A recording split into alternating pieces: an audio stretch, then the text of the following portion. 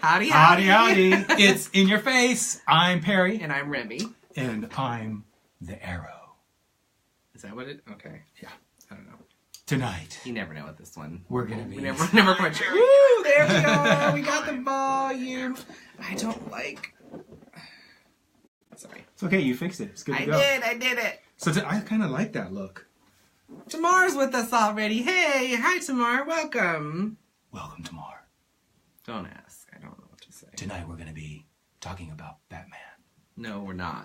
I'm just kidding. Tonight, on In Your Face, we're having a good time, as we tend to do. We're going to be talking about something that is a passion of mine, which is that, men, we get a lot of men who talk with us about struggling with finding that trans woman, and they often talk about that either... Tamar says, hi, Arrow.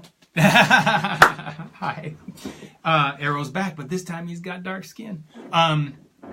Actually, I think in the cartoon he's actually... Anyway, let's get back on track. Let's get back on track. Hey, Devin, welcome. So the transamorous men, they often talk about... Hey, Jonathan, welcome to the show. They talk about how difficult it is to find that trans woman that they're looking for, or they're meeting a lot of trans women and they think that the trans women that they're meeting aren't interested in them because they have some sort of characteristic this or that, or another reason that is not appealing to trans women. And here I go, moving off the screen again. And you kind of move on. No, stay there. I'm just going to turn the camera like that. There. And so we're here to shed the light on a characteristic that many... Hey, Troy, I didn't see you sign on. Hi. Troy, welcome to the show. Get over yourself. No, always glad to have you. That not just transamorous men, but also trans women and people in general don't know much about. What was that now? That meant that we live in a state of grace. We all live. We all do. And we all live in a state of grace. And probably the people who understand that most are Christians. Or at least they're presented with the information, but they may not know from their life experience that they exist in a state of grace. But we all exist in a state of grace. But so that's what we're going to talk about tonight. We don't have any news tonight because there was not enough incendiary news topics that I could find that were worth bringing on the show. And I didn't look for any. But I did see a really great documentary. We're going to talk about that in a minute. Yeah. And we don't have any positive news either because there's just so much going on, and we'll cover it from time to time. But we didn't want to inundate us tonight because we're probably going to have a short show given what's coming after the show here in Portland, Oregon. So yeah, let's get right to it. Remy, tell us about the documentary you watched. So there's this really great documentary that I just watched. At least I found it to be a great documentary on Netflix. It's called The Gender Revolution. And it's a journey with Katie Couric. And she talks to transgendered and intersex individuals, kind of, I think her hope is to broaden the masses that are watching us on Netflix, to broaden their understanding of gender, and that it's not this binary thing, and that you have people in this world finally expressing that freely and openly. And that there are some people, like the intersex individuals, who... It's nature. There's science to it. You know what I mean? There's no one thing. Yeah. Children are born with ambiguous genitalia, yes. or both, yeah. or defined. some combination of things. Yeah. And so I think it was I found it to be really great and informational, and there was some really great studies that were brought up in there too about like the human brain and how they've mapped and looked at human brains and taken images of the hypothalamus. I believe it's the hypothalamus of people who have passed, and that of a man and how it looks. A cis man, how it looks, and that of a cis woman and how it looks, and that of a transgendered woman and how it looks. And how our mapping looks... Which one's mapping? The trans woman? Yes. Looks like a woman's brain patterns and mapping, not that of the man. Interesting. Yeah, it was very interesting. So I suggest watching it to all of you guys, and of course, form your own opinions. But how long is it? I don't know, maybe an hour. Mm-hmm. Do they talk about any opposing views of the transgender phenomena, or is it only talking about interviewing and talking about presenting the pro side of it? I think She might have like touched on it a little bit, but the focus isn't about like, let's talk about the battle that's happening in America about gender rights. Let's talk about there's a gender revolution happening. Yeah. And so let's talk about that. Yeah. Whether, you feel up, down, left, or right about it, right? But here's information. Here's more information because she went in and she's honest about her ignorance. Through the whole thing. Okay. And so she has lots of questions and gets stumbled. And so, she meets a group of college-age people which a lot of them are identifying with the they, them pronouns. And so she was trying to get an understanding and a grasp of that, We have troubles with that. Yes, I have troubles with that. It goes against our standard belief of what our training, I, you, and they and means. Yeah. And actually, I was talking to my manager at work about this too, because her daughter, right, is wanting to be identified in the they, them pronouns. And she's like, I don't know how to do it. She's like, I'm trying. At least she's trying. And at least she's trying. Yeah. But, it's interesting. I'd love to see. I haven't seen the show, but I heard, based on the studies that Remy's talking about, it gives good fodder for arguing. We don't advocate arguing with people, but there's a strong argument coming out from this research showing that it is not. You can't say science supports that there's only man and woman, because science is coming out showing that that's not necessarily the case. Science actually has never said that. Because we know that there are people who come intersex. There are people. In fact, it's funny because if standard Christian ideas, and it might not just be Christian, but let me say it that way. If standard Christian ideas of what it means to be a man and what it means to be a woman were not in place, I wonder if we would have more types of presentations of human beings. Because when people are born with oddities, if those oddities can be corrected, the medical community will fix them. Fix them. There was a point that was brought up. I believe it was in the documentary, because this is a fresh thought in my head. In the Torah, in the Old Testament, there's reference to 5 genders. Really? Yes. They don't have modern day definitions to what those words are in translation, but they reference gender.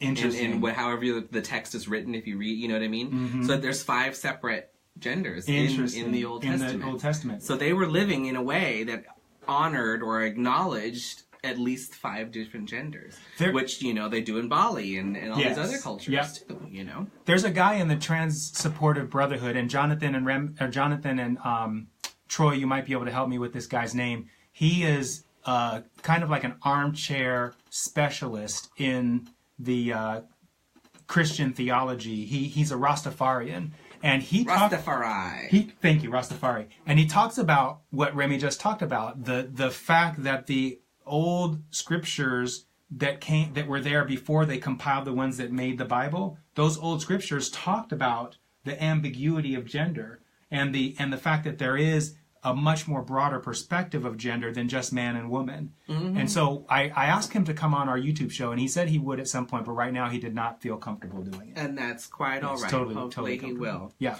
Get a couple comments. Yeah, let's do it. Troy brings in some news. He said, how about the fact that you can't be fired because of your sexual orientation?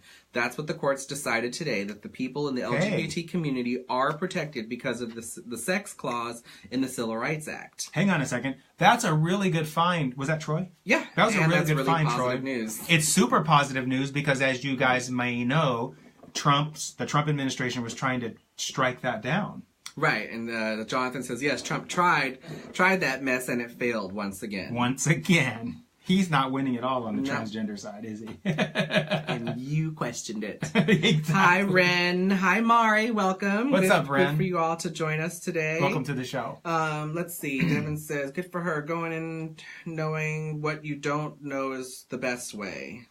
I'm not sure what that was for. Okay. Wow, 5 genders, right? And again, they're not the only culture in history to have more than one gender as a standard part of their culture. That's right. The Balinese, the Hijra of India. Yes. The Fa'afafine of Samoa. And the Fa'afafine? Never heard of them. They are they are born in male bodies parts. I never know the right words. Right. But are raised in a more female manner. Wow. But they are recognized fully as whole individuals, as people, and they're just they're essentially a third part of the society. Nice. And most families have at least one Fa'afafine in their family. Like, it's common. Wow. So. Interesting.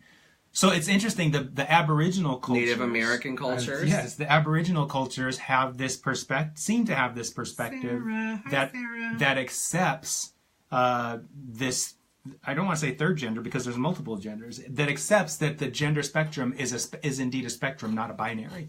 And it seems that it's the modern, what's the opposite of indigenous? Colonizing? Yes. The colonizers who have this parochial perspective on what gender is. And so this is the immigrated or colonized. The colonized, yeah. People who have uprooted from one place and moved to another. And taken over another place. And so this friction that we're seeing is like the reassertion of what really is going on in the gender world. In the world. Coming back into the forefront, where in the recent history it's been tamped down by kind of Puritan societies. Mm-hmm. So it's great to see. And it's, for me, I love being in this new reemergence. It's really cool to be here and be here with all of you guys who are watching this show. It's pretty awesome. Always a joy. Always a joy. So brings us to a state of grace. Yes, it does. That's exactly. But before we do that, let's reiterate the show that you saw was called Gender Revolution with Katie Couric. A Journey with Katie Couric. It's on Netflix. Awesome. Check it out. Yeah. So if you don't have a Netflix, and bring some information back. Yeah. Yeah. Bring it back to the show and let us know what you think. All right. This state of grace. No judgment. Mm-hmm. So what is grace? I was going to ask you that exact question. Mm-hmm. What definition of grace do we use in this situation? Not the tall girl I work with, obviously. Let's look it up. So grace, as defined by Google, is simple elegance or refinement of movement. That's not what we're talking about. The Christian belief says it is the free and unmerited favor of God as manifested in the salvation of sinners and the bestowal of blessings. I would say that's the definition. Just take out the Christian God. So it's like the free and Go ahead. No, finish your thought, and then maybe you'll answer my thought. You are in the state of receiving free and unmerited, meaning like there's no need to earn it, favor of all that is. And it's manifested as you receiving anything that you desire, so long as you focus on that thing. Because if you focus instead on the thing you don't desire, you're in this state of grace, and so you're going to get that thing. So whatever you focus on is what you're going to get. That's the state of grace. And in all instances, whether you think you're receiving what you want or not, the universe, because you live in a state of grace, is constantly attempting to provide you all you want. But oftentimes you got it confused about what you really want. Yes, or you're throwing resistance in the way and the universe can't get through that resistance. You have some conflicting story that gets in the way of that grace. Correct. So like... I was just talking to Bridget downstairs about things getting in the way. And, oh heck, how did it go? You guys were talking about the flu epidemic and people's...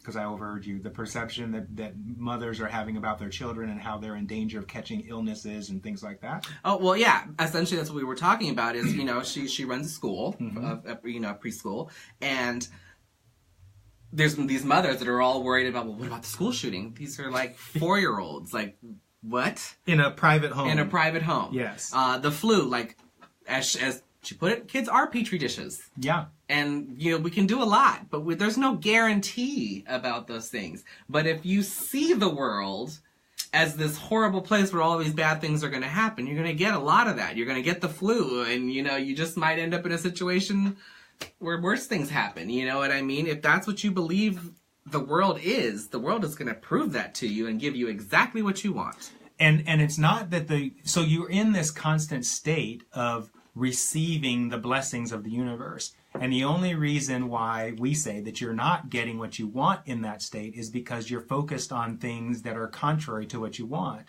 And so you can have the transgender partner that you want, or the cis partner, whatever it is that you're wanting. You can have that, but you have to tell stories that are consistent with that. In other words, you have to focus on what you're wanting instead of the thing that you're not wanting.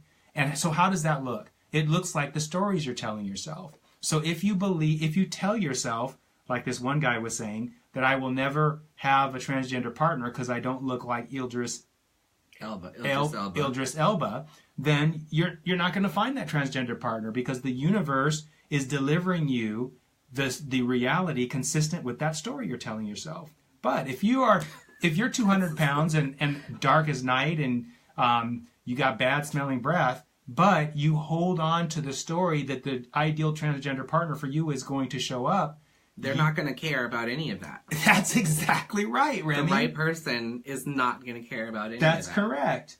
And now, let's be clear. That person may look like you. They might be 200 pounds. They might have smelly breath. Because the person that you're drawing matching to stories. You is going to be matched. Matching exactly. Stories. Or they might not be. Or they might not be. You know, they could be what you would consider extremely attractive. See. And you know, again, with your what's his name, Siskel and Ebert story. That's exactly. You know, it doesn't matter. It honestly doesn't. You know, we've all seen what we consider to be an unattractive person with a person that we consider to be an extremely attractive person. That's exactly right. Right? It's the eye of the beholder. That's We're beholding exactly a beautiful and a not beautiful, but to them, they're both beautiful. And that's what matters. Who gives a shit what you think? That's a really good story. So who gives a shit what they think? That's correct. And it's really interesting, because if you have a story that defines attraction by what other people think about the person you're with, then you're going to have trouble finding a partner that you can love. Because you're not focusing on your definition of attraction, you're focusing on other people's definition of attraction. What's so funny? Oh, Jonathan. Remy doesn't care that I'm a dorky Lawrence Fishburne. Have you seen Lawrence Fishburne lately? You guys are loving life. I don't think he looks like Lawrence Fishburne. Thank goodness. But he is my big dork, and I love him dearly. So sweeter than Tupelo honey. So Jonathan says, grace to me is the art of unconditional giving, or the spirit of unconditional giving to others. Yes. And again, think of the universe, unconditional giving. That's the thing. And the key word in our definition is unmerited, or like Jonathan is saying, unconditional. It's like no matter what you're doing, the universe loves you and is showering you with everything you're wanting. And the only thing that's keeping you from receiving those things are the stories you're telling. So if you can line up your stories with what you're wanting, it becomes so much easier to receive that thing you want, whether it's a partner or a better job or a car or whatever it is that you might want, or just happiness and bliss. You can have anything you want because the universe is just designed. It exists in order to please the elements that exist inside of it. Yes. Yeah. So that's the state of grace. Devin says the state of grace to her, to me, is a feeling. State of grace to me is feeling and being at peace with oneself. Ooh, let's talk about that, because that's really perceptive, Devin. So how do you know when you have matched up your stories to the degree that you are present to your state of grace? You feel grace. You feel the way Devin just said. When you feel like you're in the flow, when you're feeling happy, when you feel or content or peaceful or optimistic or eager or passionate or you're feeling empowerment or love or joy, those are indicators, emotional indicators that you are lined up with the universe and you are receiving the grace that Devin just described. That's a perfect definition of what it feels like, Devin. Well done. Sarah says, you get what you focus on, and what you see in the world and in other people reveals and reflects things and fears within yourself. She says, we are surrounded by love and beauty. You just have to train yourself to see it everywhere. And it's true. It's sad that we have to retrain ourselves to see beauty and grace and beauty and love everywhere, because it is. Yes. But we have been trained to not see it. Yes. And in a way, this is the what do they call that story? The Jonathan, what's that story called? The parochial son, the prodigal son. It's like we're all prodigal sons. We are returning to the innocence of childhood in this process of life, and we start out in life with the grace and recognizing and understanding it, and then we're trained out of that, and then through the process of living, ideally, we come back into that grace, that innocence. And when you get into that place, you guys, and I'm not saying that I'm there, life begins to flow much more easily, and you begin to receive the things that you desire much more easily. And for many people, when they get older, not only do they start receiving things more easily, but their desire for things lowers. And so their ability to receive what they're wanting is often much faster and easier to receive because their expectations or their desires are lower than they were when they're younger. Like, for example, let a lot of dreams go away. Yes, and now I'm not passing judgment on that when I say we do it. That's right. When I say you can what causes people to give up on dreams? Them not showing up as fast as we wanted them to. That's right. Having contradicting stories again that get in the way of those dreams being fulfilled. That's exactly right. And so we kind of build a world around us consistent with the magnitude of our dreams. And as our dreams get smaller for fear that they are no longer realizable, our world kind of gets smaller. And in that state, it's easier for the universe to deliver what you're wanting because what you're wanting shrinks. But there's no reason, you guys, why you can't have astronomical dreams and have those dreams be realized, because the universe is bending over backward to give you what you want. And unfortunately, it's the struggle of life that causes people to shrink their dreams or give up on them altogether. And so they often end up living lives that are small. And those are all the stories that we've told ourselves and been told and have inherited and have accepted as our reality. Yes. And you have a chance to change it, and that's what we're trying to do. That's what we're talking with everyone about in the context of the Transamorous Network. But it goes everywhere, yes. Ren says, what grace means to me is being at peace with yourself, having empathy for others, and having unconditional love and respect. Devin says, you feel it in your gut. And that's the truth, because, so let me get a little Eastern on you. Yeah, throw it down. So we have our chakra system, and each of those 7 main energy points tells us something about our interaction with the world and how we connect to others and to ourselves. And that gut feeling, that truth that truth meter that lives within all of us is right there. It's in your gut. It's in your third. It's in your solar plexus. That's where it is. That's what it is. It's there to help you determine what's right and wrong for yourself. Listen to it. Yeah. For a change. So here's the question. Remy brings up a good point. How do you tell the difference between your gut talking to you and your mother? The voice of your mother in your head that you've cultivated as a result of listening to your mother all the time, or listening to your friends, or listening to your boss, or whatever. Some people, there are multiple voices in their heads, and they're not schizophrenic. It's just a bunch of different voices they've cultivated. Yeah, absolutely. I know that there are times Don't judge me. I can have an argument with my wife, and my wife isn't participating in the argument because it's happening in my head. Right. And I have You're arguing for her. Yes, exactly. Based on what Remy. you think she would respond. Exactly, Remy. But you have no idea. Yes. So how do you tell the difference between what Remy's talking about, the gut voice, and these other voices that you may have cultivated in your head? It's different. It's not in your head. It's a feeling that's deep within you. It's a knowing. It's a knowing. It's not a guessing, it's not a thinking, it's a knowing. Mm-hmm. I mean, I don't know how else to describe it. I've cultivated that in myself very strongly. So it's part of the intuition. It's part of your inner being, your higher being. It's that connection. I over here like to say that it's the impulse, it's the feeling, it's not a voice that talks to you, although it can be in higher levels of refinement. It often more is a direction, an intuitional impulse to take action in some way. And you can train yourself to eliminate those other voices so that the only voice going on in your head is the voice of your intuition. But it takes some practice. It does. Yeah. It's possible. It definitely is possible and definitely doable. It's a muscle that can be trained. Absolutely. I love Sarah. Sarah, this is beautiful. Grace is feeling whole and true to your being. To me, that sums it up. Yeah. In one of my one-on-ones that I'm doing with clients, my client, she said, when I'm feeling grace, I feel full of myself. And we often hear feeling full of yourself as being arrogant or haughty or feeling superior. But what she means is like feeling full of herself, like her inner being filling her from the inside.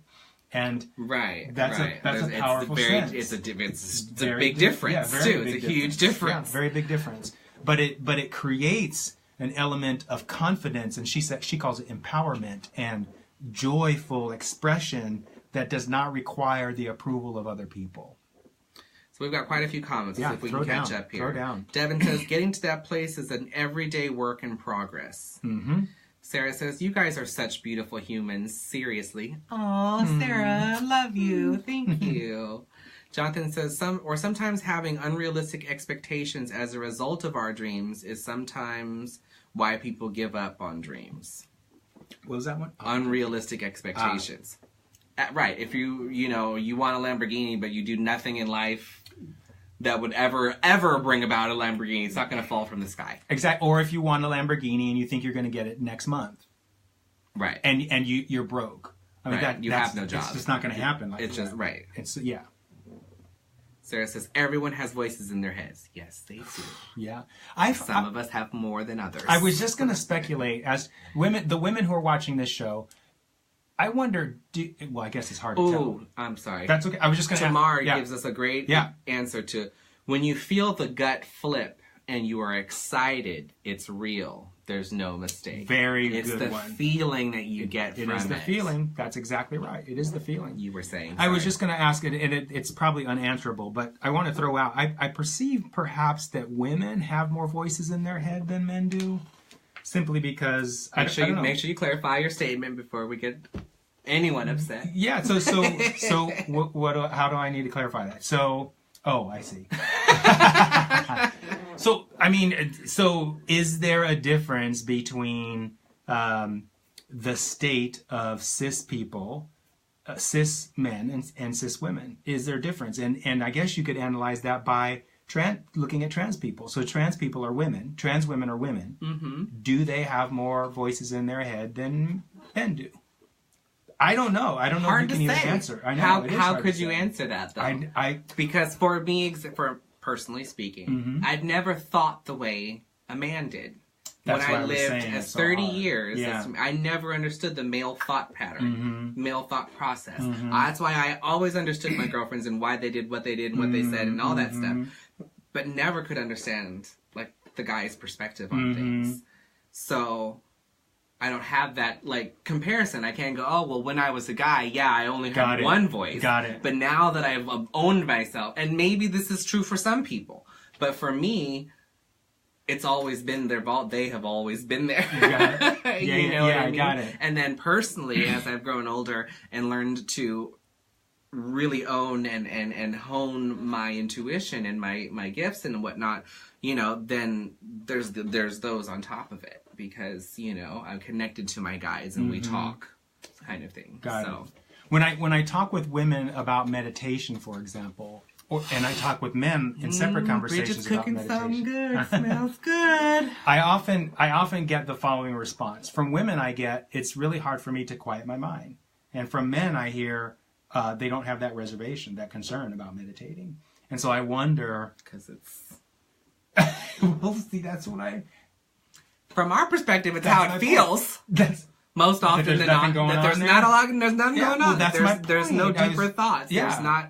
There's not trusting the gut. There's not living by intuition, right? It's woman's intuition. Many of us have grown up that it's woman's intuition. Like those words. So to connect it to a man is like almost unheard of in so many cases. Yeah. You know what I mean? Yeah. It's just you do what you know to be right. And that little voice in your head, is that your dad telling you? That's the question. You know right? what I mean? Doing what you think you're supposed to, and then you cut your hand off. Like, I don't know. Yeah, I don't know either. So this state of grace is, so let's get to the meat and potatoes here. The state of grace is really important to understand, because if you think that you're living in a hostile universe, a universe that is not on your side, then you're going to behave differently than you would if you realize that you're in a state of grace. You're going to be on guard and upset, and you're ready for the hostility coming your way. That's right, Remy. So you're ready with a handful of your own hostility, most often than not, to sling back at the world. Yes. And in extreme cases, you end up, this is why, for example, you have people who want to arm themselves in a civil society, is because they believe that the universe is, in a broad perspective, they believe that the universe is hostile, as evidenced by the crime in the news or what have you, and they feel they have to protect themselves from something. And it's interesting, I used to be one of those people. I used to have multiple firearms and a lot of ammunition in preparation for some sort of event in the future where society collapsed and I would have to defend myself. And then I realized, and then I realized how, first of all, I realized how much energy and money it was taking to maintain all this crap. And then I realized, if I'm true to my word that the universe is a friendly place, why am I preparing for unfriendliness? It's like, I think it's Einstein who said, you can't have peace and prepare for war at the same time. Right. And so that's where I was. And so I sold all my guns and my ammunition, and now, yes, I was a prepper, Tamar. And now I find my... Zombies! And now I find myself living in a world that is super friendly with no hostility at all in it, except from my wife when I create that situation where she's hostile. And that's the other thing. I need to open the window because it's very warm here. The energies that we raise sometimes in a room doing this work with you people. Yes. And so, it gets hot. It gets hot. And that's the other thing, is that, when you realize that you're in a state of grace, that notification out of the way, when you realize that you're in a state of grace, you begin to focus more on what you're doing to create your reality. And that's where the real power begins to come in, because then you start getting serious about confronting your stories. And, your stories are creating your reality. And so coming back to this whole thing about dating, whether you believe it or not, yeah. So just believe it. Yeah. So when it comes to dating, again, if you're telling stories about how hard it is to date, or if you're in a relationship and you're talking about how hard the relationship is, or if you're not in a relationship and you're talking about some aspect about yourself that is expressing unworthiness, like I'm too fat, or I'm too short, or I'm too black, or I'm too broke. Someone talked to me the other day about how broke they were and that they have nothing to offer a trans woman. And I was like, what? How can you... Do you think trans women are only looking for money? And that's the only thing you as a guy can offer? Seriously? You messing with the wrong girls. Yes, exactly. But it's interesting, Remy. It's interesting, Remy, isn't it? Because if you have a story that you have nothing to offer because you're broke, you're definitely going to be meeting women. Which is fine if you're on Backpage, but don't go for looking for a relationship. Yeah. You're definitely judging nobody. Yeah, you're definitely going to be meeting women who are looking for guys who are wealthy and aren't going to be okay with someone like you. But just like our story with Siskel and Ebert, you definitely can find your match. You just have to... Actually, you're always finding your match. Boom. Yeah, you're always finding your match. To wherever your story is at that moment. That's correct. So where do you want your story to be? Yeah. And where do you want to meet somebody at? Yeah. Do you want to meet at McDonald's? Right. Or do you want to meet at the steakhouse? Right. Just saying. Exactly. You know what I mean? Now, that's a metaphor. We're not actually talking about McDonald's and the steakhouse. We're talking about the quality of the relationship, I think. Yes, I am. Okay, good. Okay. However. What other comments? Do we have more comments? Oh, V joined. Hi, V. Welcome to the show. Yeah. Let's see. We're still working on your show, V. We will have it out shortly. Damon says a lot of the voices for her come from the media and from advertising, all the negative voices. Yeah. The underneath a lot of these negative stories is the story that you're not worthy. And we dive really deeply into that in our one-on-ones, because that's something to really get to the bottom of, because that story by itself creates this constellation of other stories that creates a really powerful reality of not getting what you want. Ren says, my problem is society makes you feel like you need the high-paying job. You have to have six-pack abs, have the nice car and the big house, and makes me feel like I lose my grace and peace of mind. Mm-hmm. I still rather be broke musician and have my inner peace. I know that's right. That's exactly right, Ren. And that is right. And again, like that actually goes right into the comment that we just read from Devin. Advertising, society, the media has told us this is what it means to be happy, to be successful, to be attractive, to be right. And again, that's just someone's perspective and spin on everything. It all boils down to what you feel and what you think. How do you feel and how do you think? What are you attracted to? Does weight and height and skin color and teeth breadth, like what matters to you? What really matters? Really matters? What's superficial to you? What six-pack abs, right? All it takes is a couple extra cheeseburgers, and those are no longer six-pack abs. That's right. Right? Yeah. Or a broken leg, and you can't go to the gym anymore, yeah. And now, there are so many circumstances that could come into play. Does that mean you no longer love this person because their abs have disappeared? Like, be honest. Be honest with yourself. Be real. What is important? Sorry, I got lost in her words. So yeah, that's exactly right. And Ren said... I need to stop myself before I keep going too far off. Yeah. So let's not get down on society, because here's the interesting thing about what Ren described in the first part of his comment. These things that are happening in the world that we look at and focus on are causing us to return, it's the prodigal son again, to return to our power, which is our inner being and the grace that we have. So at some point in your life experience, you're going to get so fed up with all the stuff that you see in society that you're just going to give up and focus back on the only thing that's real for you, which is your own perspective. What Remy was saying, your own perspective of your own life. And and what we're talking about is getting there sooner than later. The sooner you can get to that point where the only thing that matters to you is your own perspective, not what other people are saying, the sooner your life will be everything you want. That's exactly the people, right. The relationship, the job, yes. Everything will fall into place. Life will be such a beautiful thing to live. Yeah, that's exactly right. And it I happens. Can't say it enough. Just listen. Yeah. Do it. Yeah, and it happens. Do the things. Get your story right. This is what we guarantee. It just is a natural byproduct of what we are talking about here. And this is why we kind of beat it over and over again. But it's so simple. Continuously. Yeah, it's the way to everything that you want. It's the way to everything that you want. It's so nice. I remember what Bridget and I were talking about downstairs. So she said something about she was talking to the dog actually, waiting for the other shoe to drop. And it reminded me of a situation, an epiphany that I had. There is no fucking other shoe. That's right. I was laying in bed one night, and we talked about this on a previous show right after this had happened. This is months ago.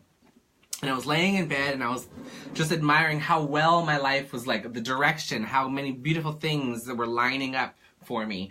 And the thought crept in my head from the back somewhere, just wait for that other shoe to drop. And then clear, my higher self, my spirit guides, whoever it was, clear as day, I heard, bitch, there is no other shoe. Kapow! There is no other shoe. Kapow! You create the other shoe. That's correct. You believe there's another shoe. You believe something could go wrong. Therefore, something will go wrong. That shoe is going to drop if you believe it's hanging there. You've really got to get... no other shoe. Yeah, you've really got to get that you're creating your reality. And even if you don't believe that you're creating it, you're creating it. And so everything that you get as a result of what it is you're putting out. And Remy's absolutely right. You do away with that story that the other shoe is going to drop, or good things don't last, or it's too good to be true. It always falls to shit. Yes. It always goes down the toilet. Yes. I never have any luck.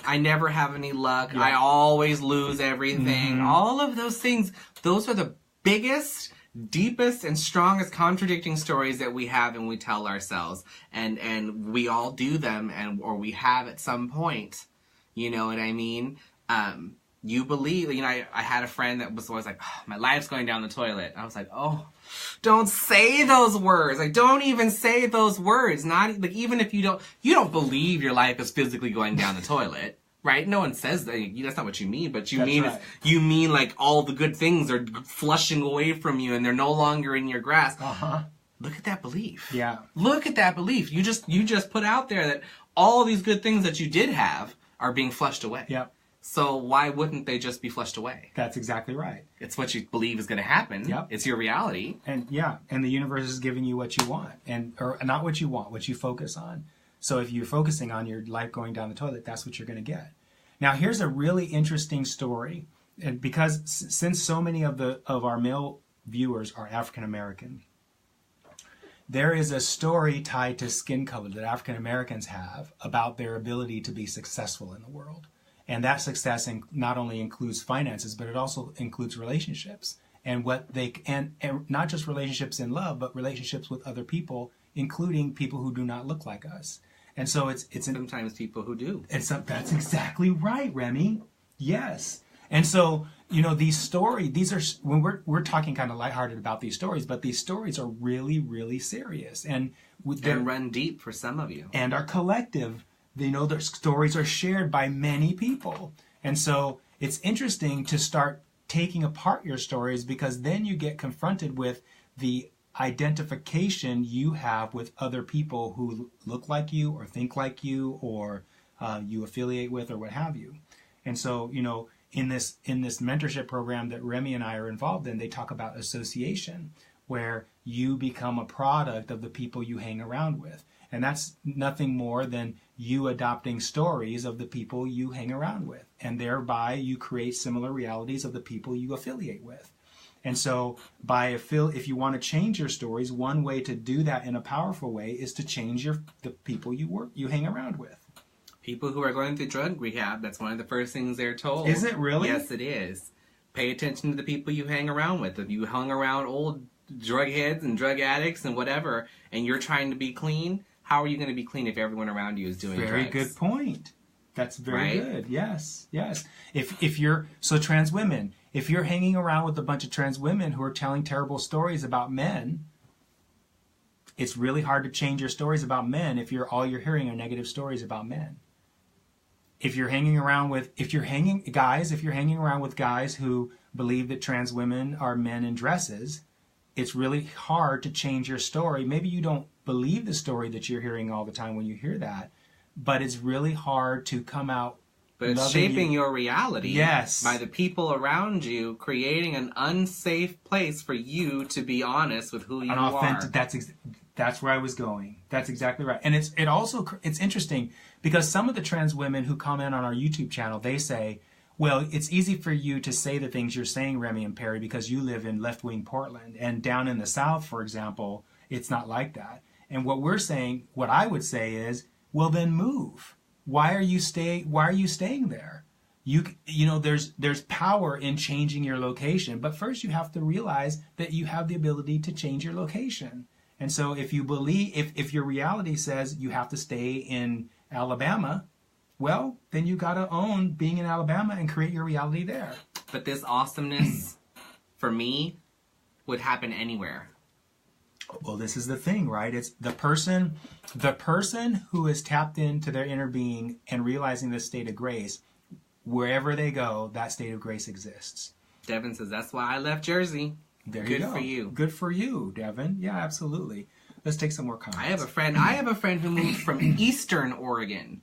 Yeah, where it's super conservative. Just on the other side of the mountain, Mount Hood, where it's extremely conservative, and was living homeless on the streets here, just so she could be her authentic self. Shannon was living in, where was she live? She's from Montana. She was in Montana. She moved to Portland for the same reason. Yeah, actually, and my friend who went to school with Shannon, who's also trans. Really? Oh, boy. Also moved. She's in Seattle, but yeah. So, I mean, it's so part of, so if you're a trans attracted man and you believe that, there's no trans women in your area, which is not true. Which is but not if true. You believe it, that's right. If you do believe it though, and you have a lot of momentum behind that story, you have two options. You can change the story, or you can move to where you think it is, where there are a lot of trans women. Portland. Yeah. Or New York, or San Francisco, or San Diego, or Florida. There's lots of places in the United States, some of which are booming employment-wise, that you could move to, get a job, and change your reality. So, as Sarah says, create the awesomeness. I like that, and I think we should steal it. I like it, and we should steal it. Create the awesomeness. That's beautiful. Thanks, all right. girl. Have we beat this horse to death? Is there more to I'm say? beat. Okay. Let's just reiterate that show because I think it's something that I'm going to go look at. What's it called again? Gender Revolution. A Journey with Katie Couric. Okay, on Netflix? On Netflix. Available now? Available right now. Mm-hmm. Gender Revolution, A Journey with Katie Couric. Katie Couric explores our evolving understanding of gender identity, speaking with transgender and intersex individuals about their experiences. Awesome. But again, it goes beyond and into deeper things. Awesome. It's good. Awesome. So let's put in a plug for next week. Next week we're going to be talking about exploring your beliefs about relationships. So we'll go in some detail about what you believe about relationships that creates the relationships you have. So maybe think about that. Yeah. Here's a little homework for you guys. Yeah. Think about that this week. What is it that you believe about relationships? What are your beliefs? You know? Whether you're in a relationship or not, you have beliefs about them. Absolutely. Yeah. Absolutely. And you've maybe never thought about them before. Yeah, exactly. So it might be nice to grab a pen and pencil I was and just write it gonna down say that. Yeah. see what you come up with. Yeah, see what you come up with. And if you're comfortable, you can, if you write it down and you want to take a picture and send it to us, we'll post it on the Transamorous Network wall, or we'll post it in the comments section of we'll post it in the comments Yeah. with the conversation. Of the next I think show. should be a great conversation. It would be a great conversation. And I really hope some of you do that, whether you're married or single or in a relationship or whatever. Yeah. All right. Oh, that's right. Jonathan says, next month I will be in Portland for good. I forgot all about that. My baby is moving here. So Jonathan is a really good example of someone who has a broader perspective, a story perspective that allows him some mobility that some people, I mean, there's some people in D.C. who will never leave D.C. Absolutely. Right? Because their stories don't allow that. There's nothing good or bad about it. I'm just saying. All right. Thank you all for watching tonight, and we will see you next week on In Your Face.